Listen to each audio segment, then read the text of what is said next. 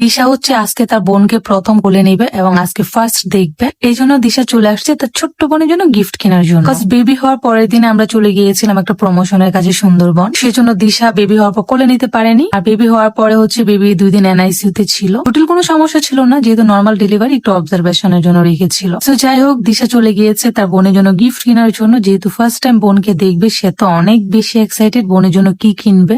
So যাই হোক, দিশা এটা দেখতেছিল ওইটা দেখতেছিল, কারণ তার বোনকে সে স্পেশাল একটা কিছু গিফট করবে, যেন বড় হয়ে বোন বলতে পারে যে না, আমার বড় আপু আমাকে গিফট করেছে সুন্দর একটা। যাই হোক, এখান থেকে আমরা গিফট কিনে চলে যাই হচ্ছে একটা ওয়েলকাম কেক নেওয়ার জন্য। দিশা হচ্ছে সেখান থেকে একটা ওয়েলকাম কেক নেই তার বোনের জন্য, বোনকে নিয়ে কেক কাটবে। এই যে গিয়ে সে বোনকে কুলে নিয়ে নিয়েছে, এন্ড বোনকে তো 1 মিনিটের জন্য সে কোল থেকে বসায় না, রাখে না, এন্ড হচ্ছে সে ওয়েলকাম কেক কেটে নিয়েছে।